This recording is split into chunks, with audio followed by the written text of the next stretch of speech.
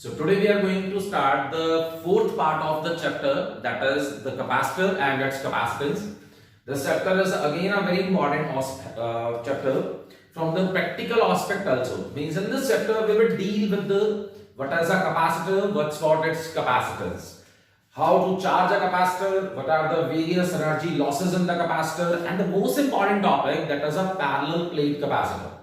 So let's start with the very first topic, that is what is a capacitor and what's about its capacitance. So सबसे पहला point आता है कि capacitor होता क्या है.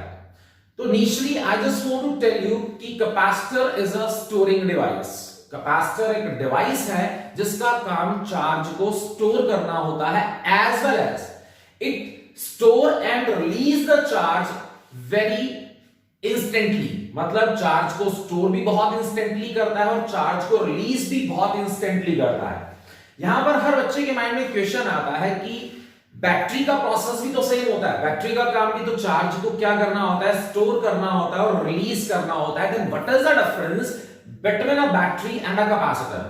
But once again I am saying कि capacitor is a device which store and release the charge very fastly, instantly. That is the difference between a capacitor, that is also called as a condenser, and the battery. So capacitor is a device which is used to store and release the charge when necessary. जब हमें charge चाहिए होता है ये charge को store करता है, और जब हमें चार्ज चाहिए होता है ये इंस्टेंटली उसको प्रोवाइड करता है. So we are going to spend the 2 minutes on this part कि ये चार्ज को कैसे रिलीज कर सकता है और क्यों रिलीज करना होता है instantly. I'm just taking an example of 11th topic. हमने फ्रिक्शन पढ़ा था. हमने 3 टाइप का फ्रिक्शन डिस्कस किया था. The 3 types of friction was static friction, limiting friction and the kinetic friction. Out of these 3, limiting was the maximum friction. मतलब अगर आपने किसी बॉडी को रेस्ट से मोशन में लेकर आना है, when the body is at rest, it means the body is under the limiting friction. और जब बॉडी रेस्ट से मोशन में आती है, इसका मतलब the limiting friction converted into the kinetic friction. That is the main aspect of this topic also, that is called as a capacitor. So ये capacitor electrical appliances के अंदर यूटिलाइज होते हैं. सो हम just take the example of the fan. Fan के अंदर capacitor या condenser लगा होता है. Now what is the function of this capacitor and the condenser in the fan? ध्यान से सुनना चाहिए. Fan is at rest and according to the inertia of rest it tends to stay in the state of rest. ये rest में रहना चाहता है. In order to move or in order to rotate this fan we have to change its state. इसको rest से motion में लाना पड़ेगा. हमने पढ़ा था कि इनिशियली जब किसी बॉडी को रेस्ट से मोशन में आना होता है, it requires a force. उसको एक फोर्स चाहिए, एक इंस्टेंट फोर्स चाहिए. The same one is also here. जैसे आप फैन का बटन ऑन करते हो, स्विच ऑन करते हो, in order to give it a certain jerk, इसको एक जर्क देने के लिए, so that ये अपनी स्टेट चेंज कर ले, रेस्ट से मोशन में आ जाए, ये सारा काम किसका होता है? कैपेसिटर का होता है. मैंने अभी क्या बोला कि कैपेसिटर का काम होता है ये इमीडिएटली एनर्जी को स्टोर करता है और इमीडिएटली एनर्जी को प्रोवाइड करता है, रिलीज करता है. हर फैन के अंदर कंडेंसर लगा हुआ है, कैपेसिटर लगा हुआ है. जैसे हम स्विच को ऑन करते हैं, वो कंडेंसर की एनर्जी इंस्टेंटली इस फैन को एक जर्क देती है. जर्क देने से इस फैन का स्टेट चेंज होता है. ये इनर्शिया ऑफ रेस्ट, जो रेस्ट स्टेट में था, ये रेस्ट से मोशन में आता है. So in order to change the state of this fan from rest to motion, it requires energy, and that instant energy is provided by the device called as a capacitor. So capacitor is a device which store and release the energy instantly. Once again, in order to provide a jerk to it, यहां पर हम capacitor utilise करते हैं. क्योंकि capacitor ने क्या करा, उसने एनर्जी को स्टोर करा और जब हमें चाहिए था उसने उस एनर्जी को रिलीज करा. This is a capacitor. This is a capacitor which is also called as a storing device. इसका काम क्या है? ये फैन के अंदर अप्लाई करा जाता है, अटैच करा जाता है. The function of this one is to store, instantly store and release the energy. Once again, in order to give it a jerk, fan को एक जर्क देने के लिए, so that ये अपना स्टेट चेंज कर ले, इस कंडेंसर और कैपेसिटर को यूटिलाइज करा जाता है. इनिशियली अब पॉइंट आता है कि ये एनर्जी को स्टोर इंस्टेंटली कैसे करता है और रिलीज कैसे करता है। लुक एट दिस पार्ट, अब ये डिस्चार्ज है, look at this part, there is no working of it क्योंकि ये डिस्चार्ज है। दिस वन, अब हम क्या करते हैं, इसको इंस्टेंटली चार्ज करते हैं और ये चार्ज जो होता है वो इंस्टेंटली रिलीज करेगा। Look at this one very carefully. अब हम क्या करते हैं, इस कैपेसिटर को जो डिस्चार्ज है ये इंस्टेंटली चार्ज कैसे गेन करता है, हमने इसको स्विच के साथ अटैच करा, it stores the charge. Now look at this one, can we say that immediately इसने चार्ज को रिलीज करा, means in order to store the charge, in order to release the charge, it will not take time. ये नहीं है कि आपको इसको बहुत देर इसके साथ अटैच करना है जिससे धीरे धीरे चार्ज को स्टोर करेगा और धीरे धीरे चार्ज को रिलीज करेगा, this is not the case. मैंने सिर्फ इसको अटैच करा, विद इन फ्यू सेकेंड्स इसने चार्ज को अटेन करा और इमीडिएटली जब इसको रिक्वायर्ड होता है ये इमीडिएटली चार्ज को रिलीज करता है। दैट्स व्हाई फैंस के अंदर taking the case of the fan, हमने फैन के अंदर कंडेंसर लगाया, जैसे आप स्विच ऑन करते हो, स्विच ऑन करते ही इस कंडेंसर ने चार्ज को अपने अंदर लिया और इस फैन को एक इमीडिएटली जर्क दिया। In order to give it a jerk ये वापस डिस्चार्ज हो गया। क्यों? क्योंकि इसने अपना चार्ज किसको दे दिया, फैन को प्रोवाइड कर दिया, उसके स्टेट को चेंज करने के लिए प्रोवाइड कर दिया। So this is the concept of a capacitor and a condenser. So once again it is a device which is used to store and release the charge when required. तो charge को store भी instantly करता है और charge को release भी instantly करता है। This is the concept of a capacitor. Once again, it is a storing device. It is a device used to store the electric energy or the charge inside it and release the charge when required instantly. I think you understood what is the function of this capacitor. Once again, its function is to store and release the charge instantly. Once again, look at this one again. This is uncharged. ये uncharged है, इसको charge नहीं दिया हमने। इसका काम क्या है? इंस्टेंटली चार्ज को लेना और इंस्टेंटली चार्ज को रिलीज करना। अगर इसको फिर देखना चाहते हो तो दोबारा शो कर देता हूं किस वे में ये इंस्टेंटली चार्ज को अटेन करेगा। हमने इसको अटैच करा, within a few seconds इसने चार्ज को अटेन करा and look at this part. So इसने अब क्या करा, उस चार्ज को रिलीज करा। So that's the concept of this capacitor which is a storing device used to store the electric charge inside it. Now move on to the topic. The capacitor is a storing device used to store the electric charge and electric energy inside it. Now the point is, what's the meaning of capacitance? Capacitor is a device and capacitance is its property. Capacitance is the ability of the capacitor to store the charge inside it. मतलब different capacity के capacitors आते हैं। कुछ capacitors होते हैं जो बहुत ज्यादा चार्ज स्टोर करते हैं और बहुत ज्यादा चार्ज रिलीज करते हैं डिपेंडिंग अपॉन द अप्लायंसेस। कुछ ऐसे अप्लायंसेस होते हैं जिनको जर्क देने के लिए, इनिशियल स्टार्ट देने के लिए we require the large amount of charge, और कुछ ऐसे डिवाइसेस होते हैं, अप्लायंसेस होते हैं जिनको इनिशियल स्टार्ट देने के लिए कम चार्ज चाहिए होता है। So depending upon the condition, depending upon the requirement, different capacities के capacitors आते हैं और उनकी capacities जो होती हैं that is determined in the terms of capacitance. So capacitor device है और capacitance is the ability to store the electric charge inside it. More is the capacitance, more is the ability of that capacitor to store the electric charge inside it. We have already discussed.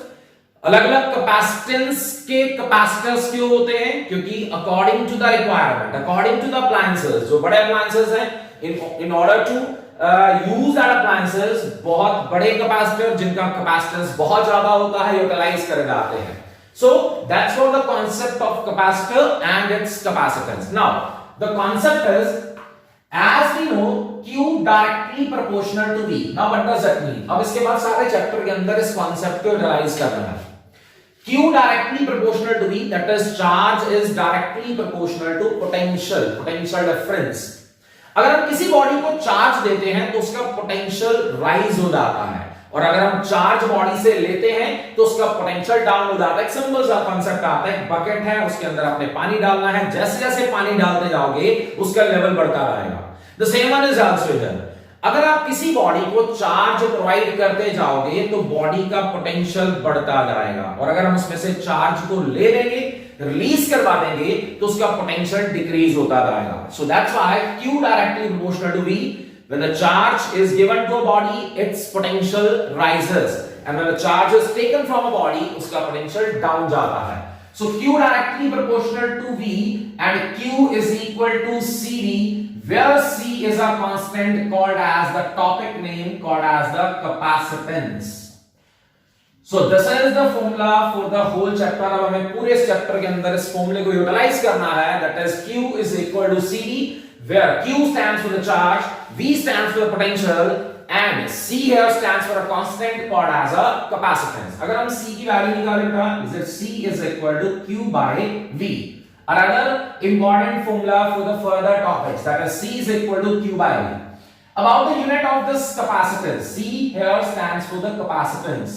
C capacitance. Capacitance is the property, capacitance is the ability of a capacitor to store the charge inside. So can we say that C is equal to Q by V? Charge के unit होते हैं बेटा coulomb, और potential के unit होते हैं volt. Can I write this term as coulomb per volt? Instead of writing coulomb per volt, we can also write it as the farad. So unit of capacitance is farad.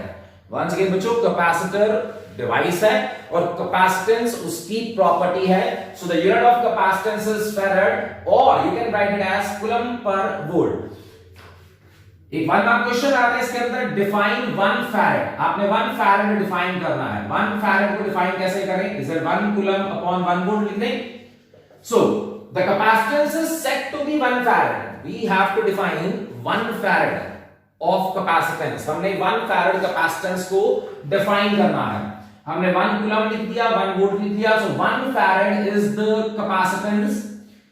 1 farad is defined as the capacitance when 1 coulomb of charge is given to a body. जब हम 1 coulomb charge किसी body को दे to raise its potential by 1 volt. Once again, what is 1 farad capacitance?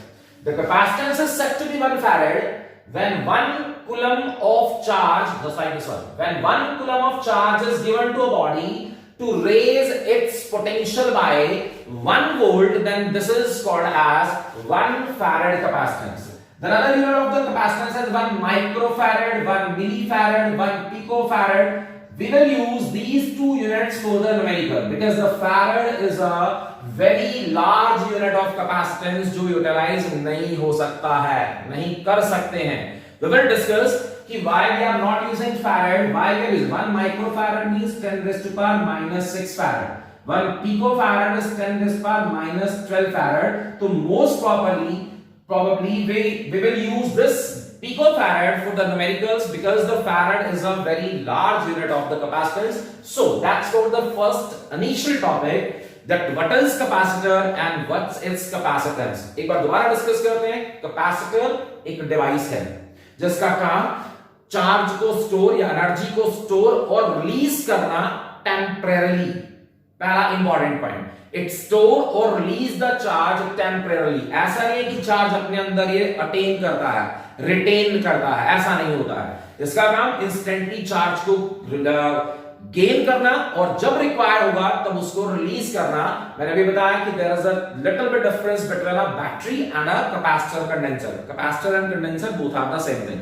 We have taken an example. I have shown you what is a capacitor. हमने उसको instantly charge करा और हमने उसके चार्ज को instantly release भी करवाया. सो हर अप्लायंस के अंदर एक कैपेसिटर लगा होता है. In order to give it a jerk, in order to change its state, motors के अंदर भी है, फैंस के अंदर भी है, कूलर्स के अंदर भी है, इन सब के अंदर कंडेंसर लगे होते हैं. In order to give the sudden jerk, you can say that, in order to change the state of that appliance we have to use the capacitor there. Then capacitor device है तो उसकी हर capacitor की अलग अलग capacity है. Capacity means charge को store करने की कैपेसिटी. कुछ कैपेसिटर्स की कैपेसिटी ज्यादा होती है चार्ज को स्टोर करने की और कुछ कैपेसिटर्स की कैपेसिटी कम होती है. सो किसी कैपेसिटर की कैपेसिटी को कौन डिफाइन करेगा? That is determined with the term capacitance. More is the capacitance of the capacitor, more is the ability of that capacitor to store the charge inside it. Then as you know, Q Q directly proportional to V. When we provide the charge to a body, its potential rises. Then Q is equal to CV, where C is a constant called as a capacitance. Once again, a very important formula. About the unit of the capacitance, charge, unit coulomb, potential is in volt. Then the capacitance is measured in the farad. So 1 farad को define करना है. What is 1 farad? 1 farad is that capacitance when 1 coulomb of charge is given to a body to raise its potential by 1 volt. The another smaller unit of the capacitance is 1 microfarad and 1 picofarad. Once again, in numerical, we will use these unit, that is a micro or the picofarad, because the farad is a very large unit of the capacitance. So now we will discuss the capacitance of a spherical capacitor. There are the different types of capacitors, just like the spherical one, cylindrical one. So we are going to discuss the capacitance of a spherical capacitor. So we are using a spherical capacitor. Suppose there is a spherical capacitor having the charge on that. एक spherical capacitor है having the center O, and let the radius of this capacitor is smaller. Let the positive charge is uniformly distributed over it. इसके ऊपर हम positive charge distribute करवाते हैं. Let the positive charge is uniformly distributed over it. So we have to find out the capacitance of this capacitor. हमने इसका capacitance find out करना है. In order to find out the capacitance, at first we will find out the potential due to this one. Let the Q charge is uniformly distributed over it. So tell me, what is the potential of this capacitor? Is it V is equal to KQ upon R? Potential का formula सबको पता है. The charge is Q, the radius is R. So potential is KQ by R. K की value क्या होती है बच्चों? Is it 1/4 pi epsilon naught Q by R? So this is the formula of potential. But we have to find out the capacitance of this capacitor. So अभी हमने formula लिखा था Q is equal to CV. मुझे C find out करना है. Then C comes out to be, is it Q by V? Q as it is. V की value put कर रहा हूं. फिर put the value of V as 1/4 pi epsilon naught Q by R. So by utilizing this one, I got the answer of the capacitance of this spherical capacitor as C. That's a very important formula also. C is equal to 4 pi epsilon naught into R, where 4 is a constant, pi is a constant, epsilon naught. याद होगा सबको. Epsilon naught stands for, क्या बोलते हैं इसको? This is called as the permittivity. Permittivity of free space. It is called as the permittivity of the free space having a fixed value.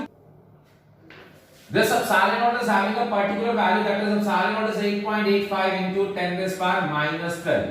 So this is the formula for the capacitance of a spherical capacitor. A very important formula, that is C is equal to 4 pi epsilon naught into R. This epsilon naught shows the capacitor is placed in the free space or the air. Because as we have already discussed, जब हम medium change करते हैं तो क्या changes आते हैं. फिलहाल can we say that initially the capacitor is in the air or in the free space? So we got a formula for the capacitance as C is equal to 4 pi epsilon naught into R. So few conceptuals based on that. Can I say that C is directly proportional to R? That is, the capacitance of the spherical capacitor is directly proportional to R, where R stands for the radius. The two questions based on that. There are the two capacitors, one having the radius 5 centimeter, another having the radius 8 centimeter, having the same charge on that. What is the capacitance of these two capacitors? Means we have to compare the capacitance of these two capacitors. मैंने बोला कि एक capacitor का radius है 5 centimetre, दूसरे capacitor का radius है 10 centimetre, तो किसका कैपेसिटेंस ज्यादा होगा? So as we know C directly proportional to R. More is the radius, more is the capacitance of that capacitor. जिसका रेडियस ज्यादा होगा उसका कैपेसिटेंस ज्यादा होगा. इसी बेस पर एक क्वेश्चन और आता है. There are the two capacitor, one is hollow and second is solid. एक hollow है, एक solid है, is having the same radius. Which one will store more charge on it and which one is having the more capacitance? Can we say that? मैंने बोला एक होलो है एक solid है, बट मैंने दोनों का रेडियस सेम बोला. Capacitance depend upon the radius only. Doesn't matter whether it is a hollow or a solid one. So can we say that when the radius of the two capacitors are same, they will store equal charge, they will having the equal capacitance. So that's for the two conceptuals based on this particular part, that is a capacitance of a spherical capacitor. Once again, C directly proportional to R. More is the radius, more is the capacitance. और hollow और solid का radius अगर same दे रखा है, so there is no change in that. Now move on to some extra terms. The capacitance of a capacitor depends upon certain factor, जिसमें सबसे पहला factor आता है size and shape of capacitor. Different size और shape के capacitors जो होते हैं उनका कैपेसिटेंस भी डिफरेंट होता है. Means it depends upon the size. अभी हमने डिस्कस करा साइज बड़ा है, साइज छोटा है, मतलब रेडियस ज्यादा है, रेडियस कम है, स्फेरिकल है, सिलेंड्रिकल है. तो डिफरेंट शेप, डिफरेंट साइजेस के कैपेसिटर्स का कैपेसिटेंस डिफरेंट होता है. The second is a very important one, that is called as a medium. We are using this formula in which epsilon naught stands for the permittivity of the free space. Now the question is कि अगर हम medium को change करें तो क्या capacitance के ऊपर effect आता है? The answer is yes, इसके ऊपर इफेक्ट आता है. कैसे आएगा? Check it out.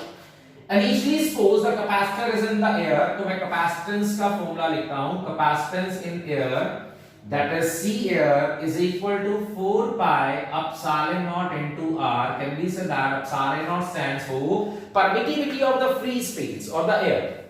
अब मैं क्या करता हूं, इसी कैपेसिटर को पानी के अंदर रख देता हूं. मैंने मीडियम चेंज करा. So can I right capacitance of any other medium?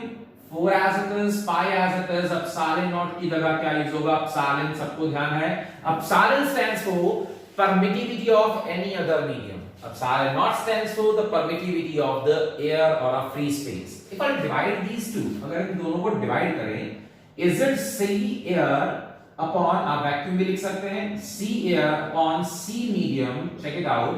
अगर इन दोनों को डिवाइड करें बेटा, C air upon C medium, it comes out to be epsilon naught upon epsilon. epsilon upon epsilon naught K होता था, तो epsilon naught by epsilon क्या हो गया? Z 1 by K.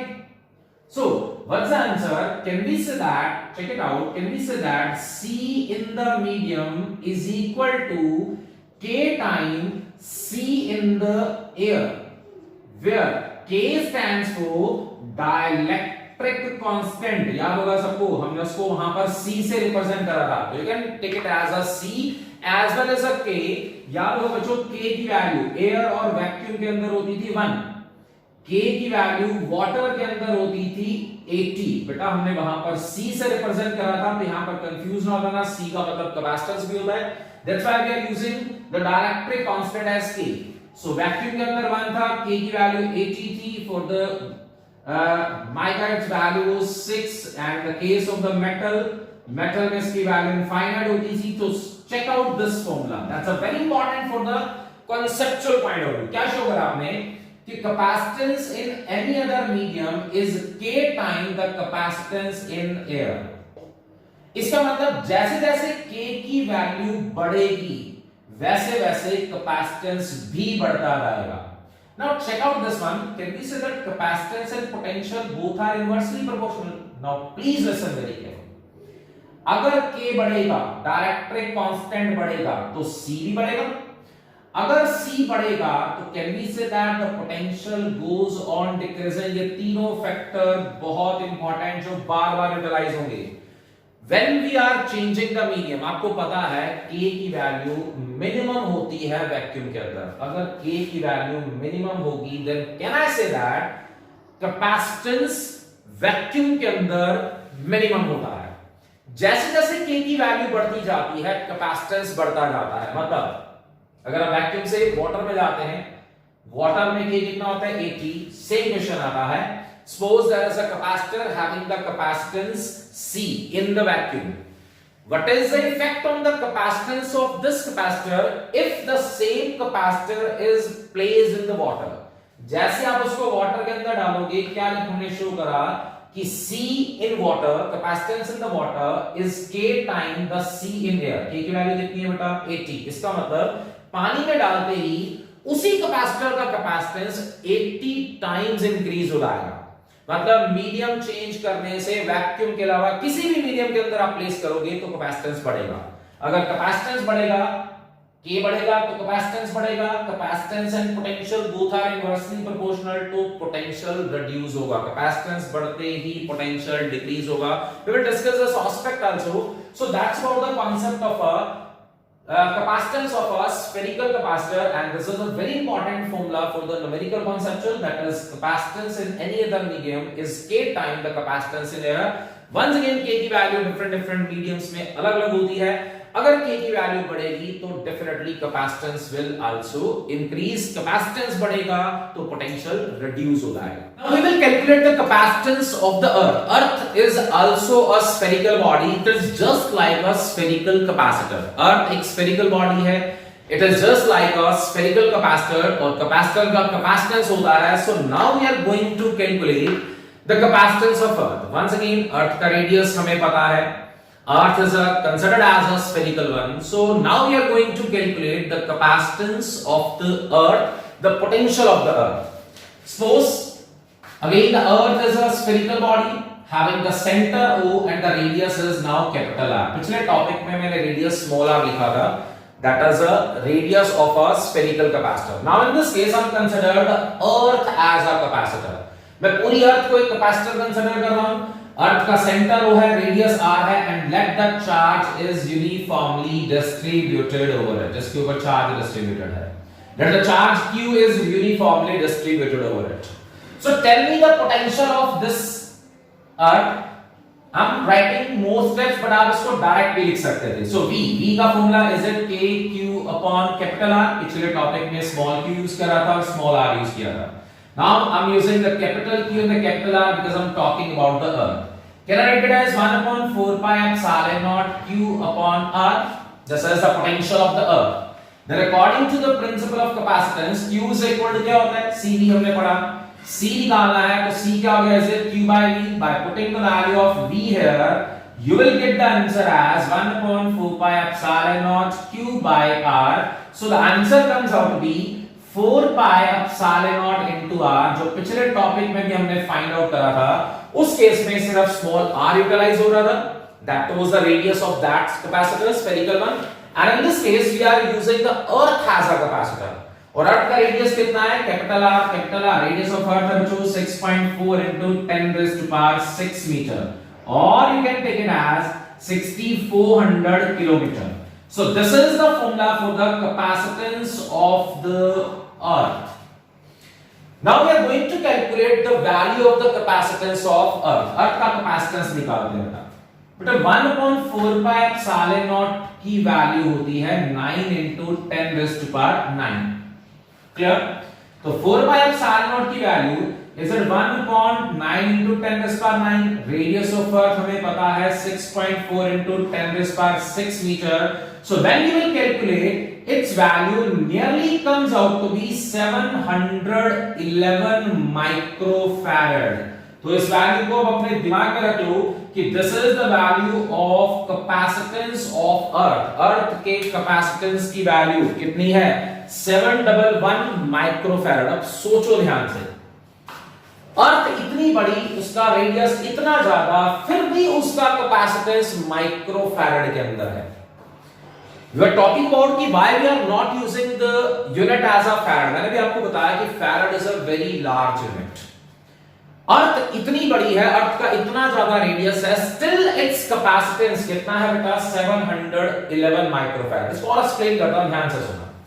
Suppose हम एक ऐसा कैपेसिटर बनाना चाहते हैं जिसका कैपेसिटेंस 1 फैराड हो। ये कितना है अर्थ का capacitance? 711 microfarad. Suppose we want to make a spherical capacitor, उसका कैपेसिटेंस हम चाहते हैं 1 फैराड हो जाए, तो उसके लिए कितना बड़ा कैपेसिटर बनाना पड़ेगा? So the same one is also here। Capacitance का फॉर्मूला होता है 4 pi epsilon naught into r, small r use कर लो, कैपिटल R यूटिलाइज कर लो, स्मॉल r। मुझे 1 फैराड का कैपेसिटेंस बनाना है, उसके लिए कितना रेडियस, उस स्फेरिकल कैपेसिटर का रेडियस कितना होना चाहिए? So can we say that मुझे R निकालना है। R निकालने का फॉर्मूला है C upon 4 pi epsilon naught। सी मुझे कितना कैपेसिटेंस बनाना है 1 फैराड का। Can we say that 1/4 pi epsilon naught की वैल्यू कितनी होती है 9 into 10 raised to power 9। So check it out, can we say that 9 into 10 raised to power 9 into कितना कैपेसिटेंस बनाना है 1 फैराड का। Now tell me the radius required for that. The radius comes out to be 9 into 10 raised to power 9 metre. Earth का radius कितना है 6.4 into 10 raised to power 6 metre. Earth इतनी बड़ी है फिर भी उसका कैपेसिटेंस कितना है 711 माइक्रोफैरड। और अगर मुझे एक ऐसा कैपेसिटर बनाना है जिसका कैपेसिटेंस 1 फैराड हो, सी कितना है 1 फैराड का कैपेसिटेंस बनाना है, तो उसके लिए कितने रेडियस का स्फेरिकल कैपेसिटर चाहिए? It is 9 into 10 raised to power 9 metre. Can we say that this radius is very large as compared to the radius of earth. सोचो 1 फैराड का कैपेसिटर बनाने के लिए अर्थ से भी बहुत बड़ा एक स्फेरिकल कैपेसिटर बनाना पड़ेगा। एंड देन कितने रेडियस का capacitor? That is 9 into 10 raised to power 9 metre का रेडियस का कैपेसिटर अगर हम बना सकते हैं, then we are using this radius to make a capacitance of 1 farad, which is definitely not possible. That's why we can say that farad is a very large unit of the capacitance. I think ये clear हो चुका है आपको। Now the point is अर्थ का capacitance 711 microfarad. अब बच्चों के mind में आता है कि sir microfarad is a very small quantity. No बेटा, this is a very large value of capacitance. Earth का कैपेसिटेंस बहुत ज्यादा है। प्लीज सुनना ध्यान से, बहुत इंपॉर्टेंट एस्पेक्ट बता रहा हूं। अर्थ का कैपेसिटेंस बहुत ज्यादा है। This is a very large value. सोचो यार इतना बड़ा रेडियस है, that's why this value is there कि 711 microfarad is once again is a very large value. Earth का कैपेसिटेंस बहुत ज्यादा है। हमने क्या डिस्कस किया था कि कैपेसिटेंस और पोटेंशियल क्या होते हैं? इनवर्सली होते हैं। अर्थ का कैपेसिटेंस जो है वो बहुत ज्यादा है। अर्थ का अगर कैपेसिटेंस बहुत ज्यादा है तो can we say that earth का पोटेंशियल बहुत कम है।